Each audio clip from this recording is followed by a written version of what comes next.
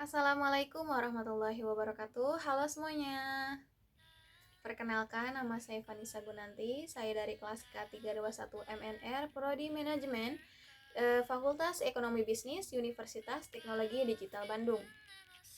Saat ini saya akan mempresentasikan sebuah metode penulisan atau metode penelitian yang telah saya analisis sebelumnya di evaluasi tengah semester yang berjudul Hubungan Industri Simbiosis Komensalisme antara Pekerja dan Pengusaha. Yuk kita lanjut.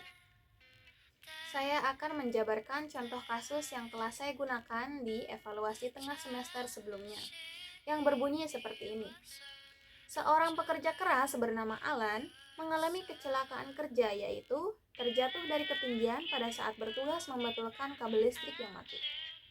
Setelah mengetahui Alan mengalami kelumpuhan total karena kejadian tersebut, pihak kantor Alan memecat Alan dengan tidak hormat dan dianggap bahwa kecelakaan ini adalah bentuk kesengajaan dia dan tidak diberikan pesangon sedikit pun. Kasus ini adalah bagian dari hubungan industrial antara pekerja dan pengusaha, yang tidak jarang hal ini pun terjadi di kehidupan nyata. Pengusaha yang dianggap lalai malah memutarbalikkan fakta, seolah pekerjalah yang melakukan kesalahan tersebut, agar si pengusaha tidak perlu membayar pesangon dan ganti rugi ke pihak keluarga pekerja. Nah, penelitian kasus dari contoh kasus ini adalah saya akan mengemukakan metode penelitian atau metode penulisan yang saya gunakan.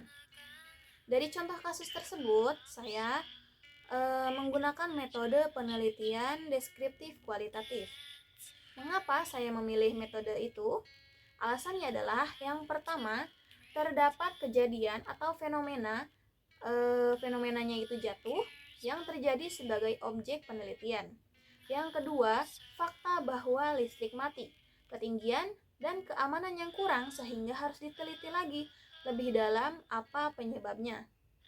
Yang ketiga, tujuan yang tidak terlalu luas dan fokus pada satu persoalan, yaitu petugas yang jatuh dari ketinggian dan mengalami kelumpuhan total. Lalu yang keempat, terdapat hubungan sebab akibat mengapa hal itu bisa terjadi.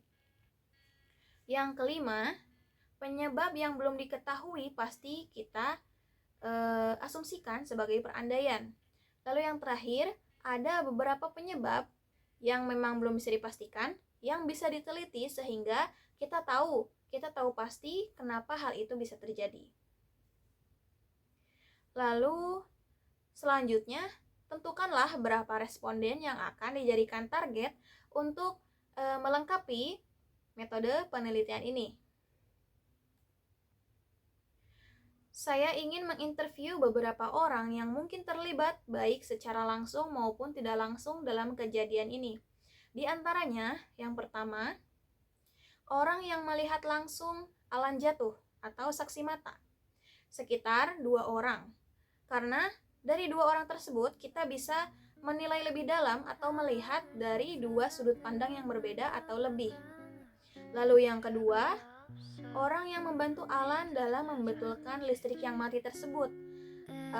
Itu bisa ada, bisa juga tidak. Kalaupun ada, saya akan menginterview 1 orang saja. Orang tersebut dapat dimintai keterangan saat kejadian dengan 5W1H dan apa yang orang ini lakukan saat Alan jatuh ke tanah. Lalu yang ketiga, orang yang bertanggung jawab atas safety. Safety di sini dimaksudkan keselamatan kesehatan kerja di perusahaan. Ini saya hanya membutuhkan 1 orang saja. Karena 1 orang ini sebagai penanggung jawab, berarti orang tersebut juga bertanggung jawab atas segala hal, entah itu safety atau tidaknya safety di dalam perusahaan tersebut. Setelah kejadian ini, hal ini dapat menjadi pelajaran bagi masing-masing orang, terutama karyawan di perusahaan tersebut, dan menjadi PR besar di bagian safety agar tidak terulang lagi di kemudian hari. Lalu yang keempat adalah orang yang mengalaminya langsung, yaitu Alan. Setelah semua data olah TKP dan data interview terkumpul, kita bisa menginterview Alan ketika kondisinya sudah cukup stabil untuk dimintai keterangan. Maka, disinilah poin-poin pendukung atau poin-poin pelengkap untuk metode penelitian deskriptif kualitatif. Saya pamit undur diri. Sekian dari presentasi saya. Saya mohon maaf bila ada kesalahan kata. Wassalamualaikum warahmatullahi wabarakatuh. Sampai jumpa lagi.